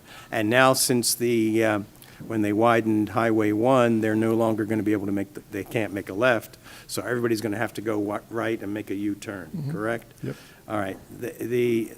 In Kimley Horn, who I've used myself in the past, did they take all that into account, just other than counting cars and saying this is a minor impact? Yes, I don't believe those improvements were made since the study was done. I think it was that was conditioned, what's there now is what Right. was in place when the study was done. And this study was done in conjunction with coordinating with the county traffic department. And so they took the existing counts and then added the new trips and came up with no impact. Okay. No degradation of the level of service. All right. Obviously, every development increases the traffic, but it doesn't increase it to degrade the level of service. Okay. Extra agent, this thing is going to go to the county commission in April sometime. What was it? What did you say on that, Mark? I can answer that. April 3rd. April 3rd. At 5 o'clock. Would you be willing to have a public meeting between today and then, just to hear, from the people and make them feel a little better? I'll ask the client and see if he wants to Okay. do that. You know, an absolute over there? Okay. Okay. We'll do that. Okay, Yeah, there you because, I go. mean, if you didn't get any comments before today, and so it just, normally on a development of this size, it's not really a big one, but it has an impact, and people are complaining, so it might be beneficial just to keep peace in the neighborhood. And I noticed in the 2008 BDP that was approved, the neighborhood evidently was satisfied with what that prior developer was going to do. Unfortunately, 2008 was a really bad year for new housing developments, and so it didn't happen. So, but at least back in those days, they were willing to allow a development to go in there.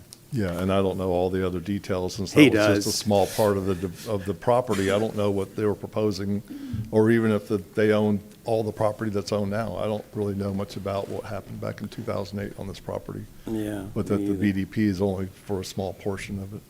Right. Wait a minute, what was that? The BDP The was only for the center section? right? Yeah. Yeah. So I don't know if they owned all the property from US 1 to River Road. I don't know. Mm-hmm. I don't know if they're proposing other developments in those areas. I don't know. I haven't seen a plan that says of what that was supposed to look like. It only was restricted to that central area. Right. So without knowing what else they were proposing to develop, I don't know if this is less impactful or more impactful. Okay.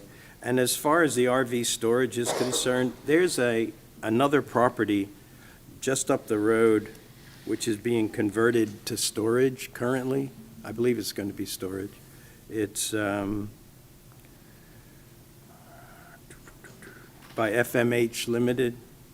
Okay. Seems to be a trend. It looks, it's a big shell there right Yeah. now, and they're renovating it. Yeah. So I assume that's going to be public storage? This is going to be for RV storage. This is going to be for No, like. no, no, not classic- yours. I'm Oh, I talking don't about know the what one they're, I north have of no you. idea, but this is going to be. Which is right in front of their Yeah, neighborhood, this is right? going to be enclosed, like high-end, like Class A parking, totally enclosed in a building, which is pretty rare. Nobody's really building that. Mhm. The level, I mean, if you're going to build in BU1 zoning and you don't want traffic, this is the use you want. You're going to see Yeah. days where you're not going to see one single vehicle move in or out of that property.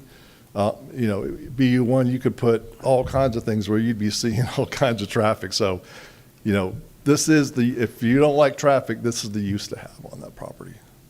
Okay. And there will be no outside storage at all? No outside storage at all. Okay, and there will be a parking lot in the front for pedestrian cars? For office, yeah. for the Regular, and the worker, if there's a worker there. Okay, trying to think, there's one other thing. Oh, where do I find the PDP? It should be in your package. Yeah, I know, I was looking for it, I couldn't find, I got I too can many give you papers a copy here. of it if you want It's it. in there. It's where? Where? It's in there. Ah, here it is. Okay, I see the legal description and the picture. It's done by Hank Evans. No, that's the existing BDP. That's the existing The PDP is BDP. what we developed. Right. To show what we're doing. I just want to see if there's anything really nice in there. Nah, not really. Most Not of it's on really? the plan. Most of it's on the plan. Okay. All right. I didn't see any restrictions that you had given up based on the old BDP that would placate some of the existing conditions. I didn't see that. No. Mr. The plan that Hoppengarten? we submitted becomes part of the PDP. Yes, ma'am. Ms. Trina? It starts after page 265, or 264, excuse me.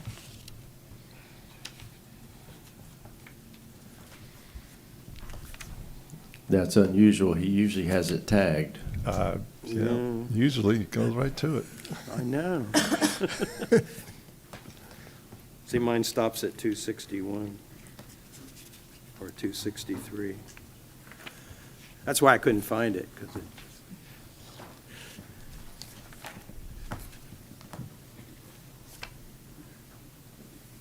Thank you. Yeah, that's what I have. Oh, I've that's got it. that. But it doesn't really say anything. No, the plan says it all, and the plan is part of the document. Yeah, okay. All right. That's all my questions, sir. Thank you. Anybody else? Can I ask just a quick question, Mr. Moya?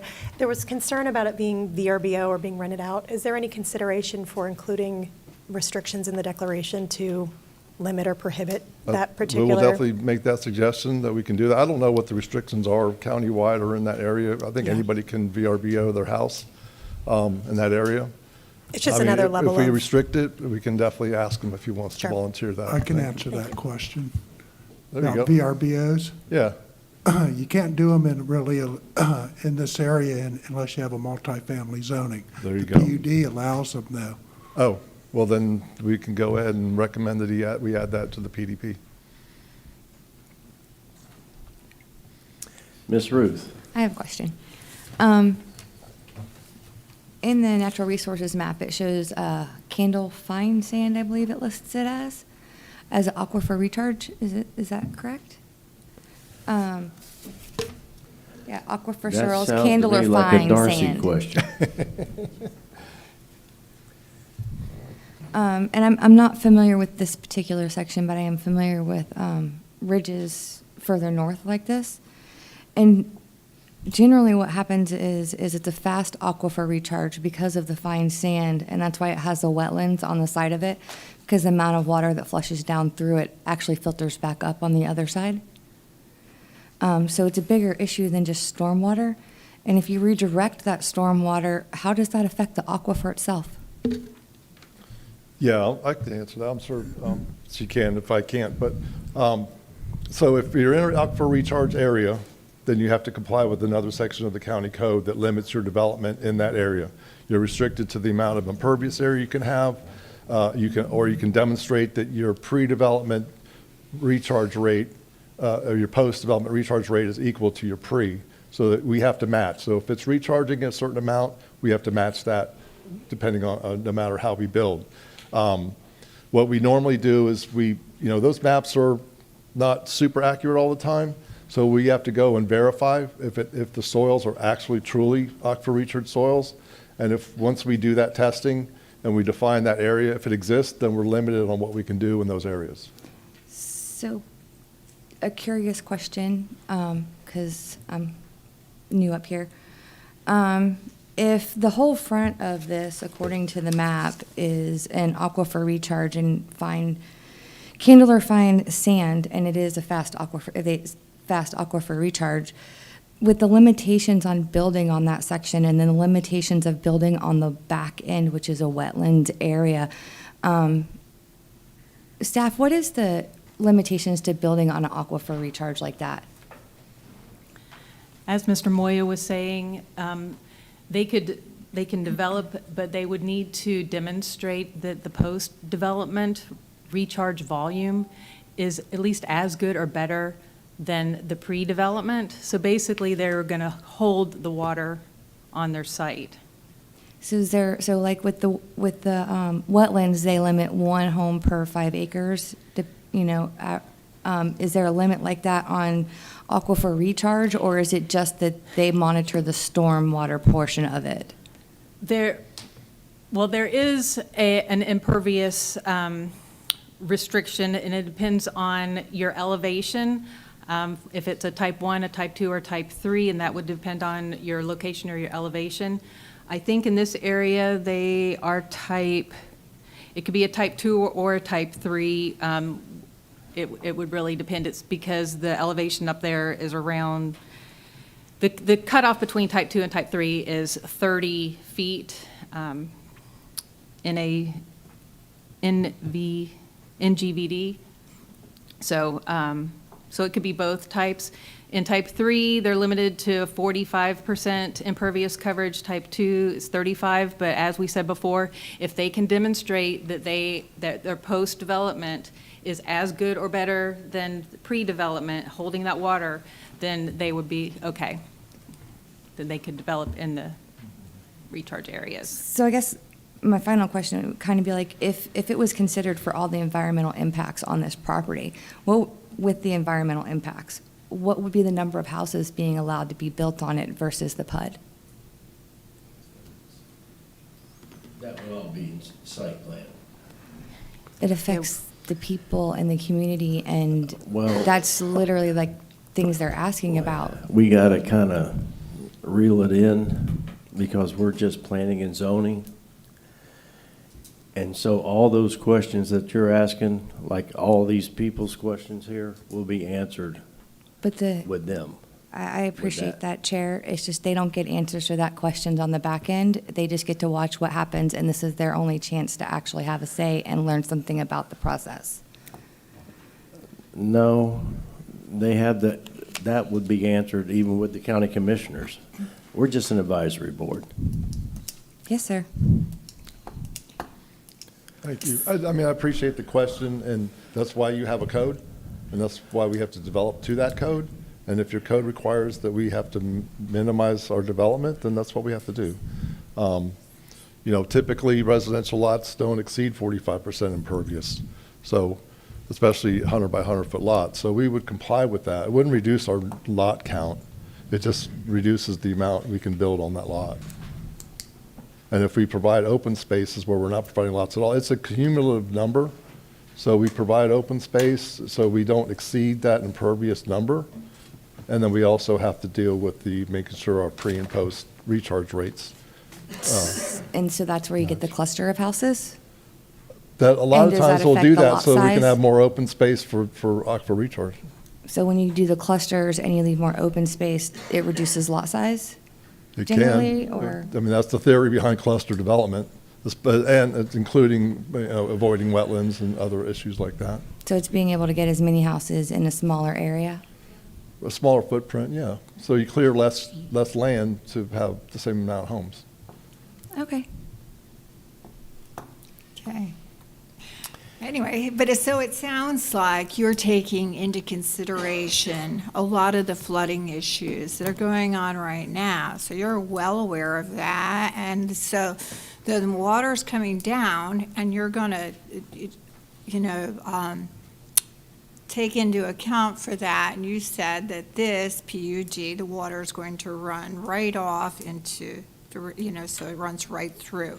So you're aware, and you're going to make, whatever you need to make happen so that we're not having more flooding in that area.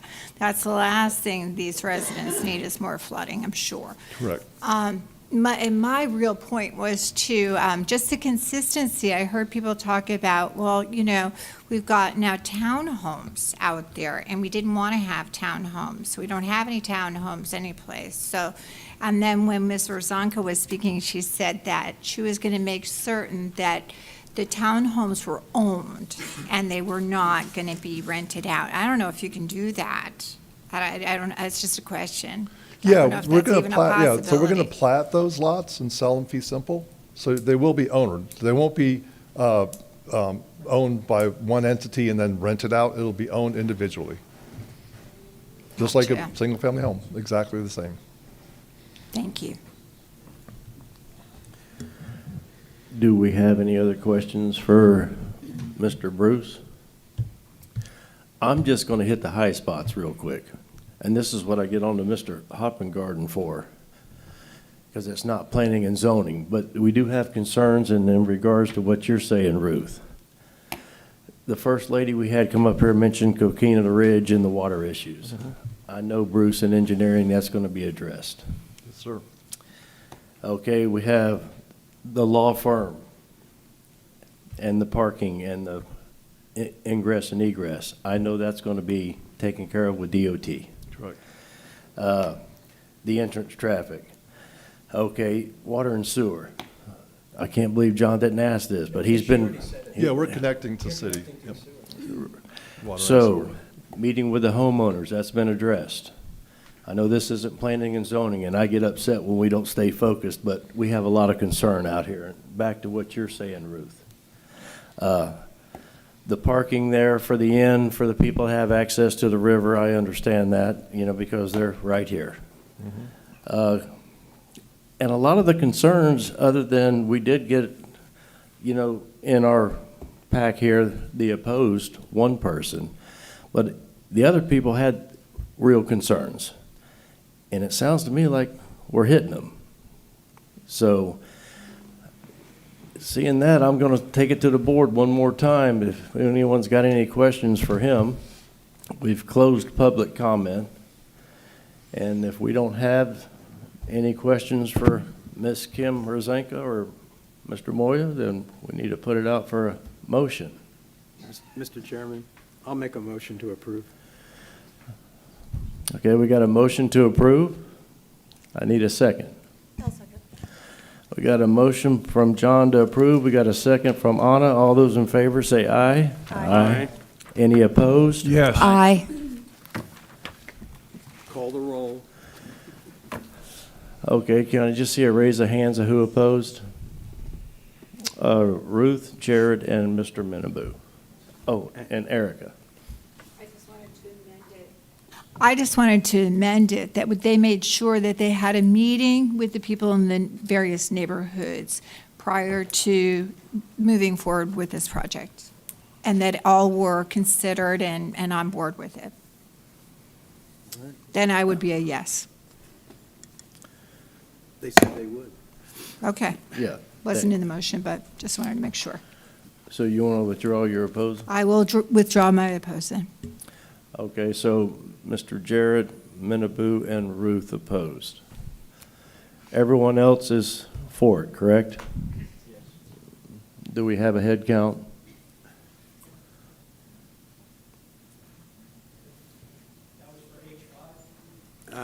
Yes. Yes, item H5.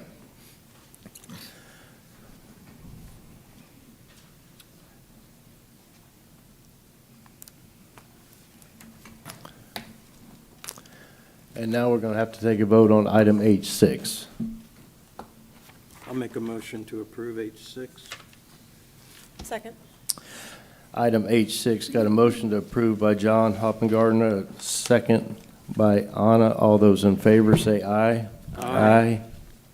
Any opposed? Yes. Aye. Is it the same three? It'd be Ruth, Jared, and Henry.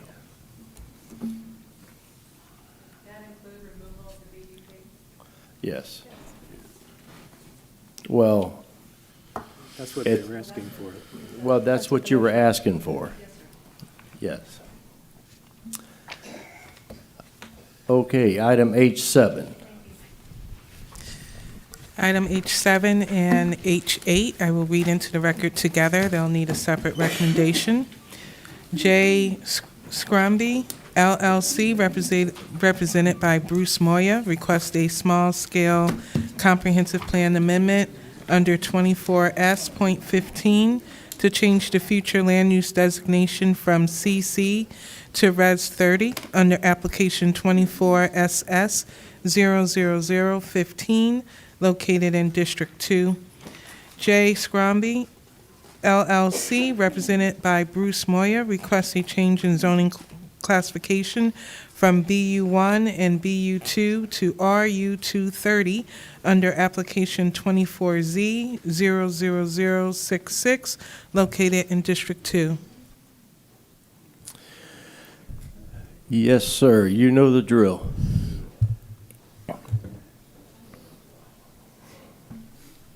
Thank you.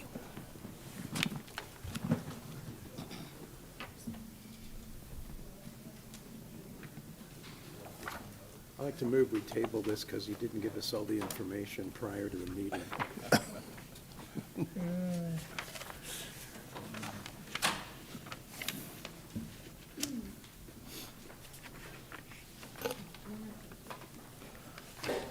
This looks like the same building. I'll give this to you Looks when like I'm it's done. like the hotel. Oh, this is ugly. Okay, just again, Bruce Moy with MBV Engineering representing the applicant. I'm hoping that you're going to really like, I think all of you, hopefully, are going to really like this one. So this one's right in Henry's backyard. I think that we got a real opportunity here. I just love redevelopment because you get rid of that old, just rundown facility and come up and just do a brand-new, shiny building that's going to look a lot better and be used a lot better than what's currently, how it's being used. Some of you might be familiar with this property. It's a hotel on 520. It doesn't even have a flag anymore. It used to be Condo Lodge, I think. Condo Lodge or It's been a couple Fairfield or things. something, yeah. It's now flagless, and then operating barely as a hotel.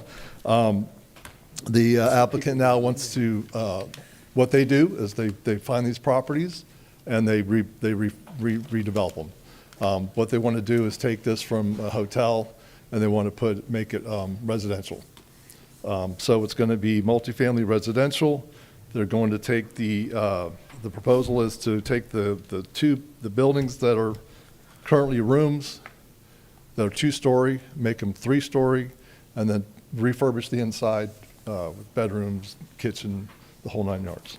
Build a new building, all new building with 2-bedroom units, and then turn the existing restaurant and office into a clubhouse. I think there was a gym in there at one point in time. Yes. So they'll have all that as well. And then they're going to add another building, which will be townhomes. And as you can see, what I just passed out, there's an example of what they've done in other locations. So you can kind of see how they're going to dress up the elevation. They're going to fix the pool, add a bunch of amenities. You can see as you go through all the things that they're going to add. They're going to have all kinds of outdoor amenities. They're going to have some pretty cool stuff, and they're going to convert the rooms. And you can see some of the before and after. It kind of speaks for itself. And if the developer was here, he had quite a lengthy presentation from the Myra board. They were extremely impressed with what he was proposing and has approved it for this board to also hopefully approve it, recommend approval to to the county commission. You can go through this for yourself. I'm not going to go through everything they're going to have, but there's a long list of amenities that they're going to provide for the people that are going to live here. If you've ever been to the facility, it's pretty run down. It's very run down, and it's in desperate need of redevelopment. So we don't think there's any downside. There's really no additional impact. I think that's all upside to this one. And so without going into a long, drawn-out speech, since the last item was a little longer than I thought it was going to be, I'm going to just really answer any questions that you have. Public. You want to take Go it? ahead.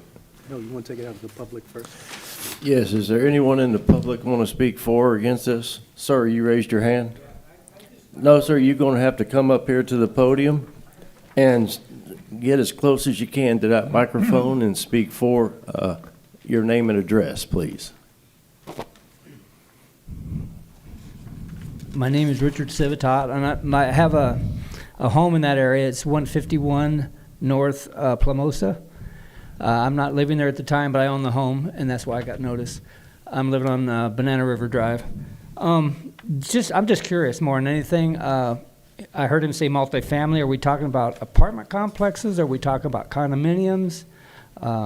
Exactly what are they? I mean, I heard a little bit about his plan, but I'm just curious on what kind of residential people will be there. And that's, Okay. like I say, more curious than anything. I'm not opposed or against it or anything, so. Okay, Just then he curious. can get with you, well, I say that, can you get with him after the meeting, Mr. Bruce? I'll answer the question as soon as I get back up there. Okay. Sir, would you like to, any one of y'all want to speak for or against this item? Okay, Mr. Moria, if you could come back. Yeah, just to answer his question. So right now, it's transient housing, or it's a hotel. It's transient lodging. So this will be multifamily apartments, rentals, long-term rentals, Okay. as opposed to transient lodging. I just got one question. What's the exchange rate? Meaning, how many units are there now? And you know what always scares me when we use Yeah. we use 230, you know. This calls for. It's got to be a reduction. Yeah, we only have 190 proposed. I think it's 2 something now. Yeah. So I should have that number. Technically, it'll be reduction. Yes, sir. That's what I thought. Mr. Chairman, Yes, sir, Mr. John. Mr. Moyer, Yes, sir. this gives me deja vu. The company I worked for in Fort Myers bought a Holiday Inn just like this, and we were going to tear it down in 2006 to put in condominiums. This is 1968 when this thing was built. I went over there the other day to take a look at it. They're still renting it out. People are still going there. I guess it must be cheap. The pool was clean. I was surprised. But it looks like it's a good development for the area. There's a traffic light on 520 right in front of it, which is perfect. I'm not so sure if I like their conceptual design. The architect in me always questions somebody else's design. But one of the things you need to tell them to look for when they do their phase one is there's asbestos in that building. Okay, so they're going to have a problem with that. They have to mitigate it. But I think it's a great idea. You're going to go 3 stories, which is fine for the area. You know, that whole strip at 520 used to be all car dealerships, and now it's changing over to fast food restaurants and Wawas and things like that. So it's a new developing area, and I think having residential in there will kind of balance that. So I think it's a good project. Thank you. And I'm glad that you're bringing it forward. Yeah. Any other questions for Mr. Moya? Yeah, if you want to see something similar, we just, a project we worked on that is under construction over on 192. The old, there's a sushi restaurant in the front, and I forget the name of the actual hotel, but that's being converted into housing as well. Yeah. And that's gonna, I don't know if you know what that looked like, but it's gonna be done pretty soon. That's gonna look real nice. Very nice. Yeah. So I That's think right you're gonna down the see road that as from my office. Yeah, I think you're gonna see that as a trend coming up here. Mr. Chairman, I'd like to move to approve. Okay, we got a motion by John to approve. Second. We got a second by Logan. All those in favor say aye. Aye. Any opposed? That passed unanimously. You got to vote for the second Yes. item, H8. Item H8. Motion to approve. Second. Item H8, got a motion by John, a second by Logan. All those in favor say aye. Aye. Aye. Any opposed? And that passed unanimously. Okay, meeting adjourned. The opinions expressed by any member of the public during any period of public comment do not necessarily reflect the views or opinions of the Board of County Commissioners of Brevard County, Florida, Space Coast Government Television, or the program sponsor, and are solely those of the presenter. The Board of County Commissioners of Brevard County, Florida, Space Coast Government Television, and the program sponsor hereby expressly disclaim any and all responsibility or liability for any defamatory or slanderous statements expressed by any member of the public during any such period.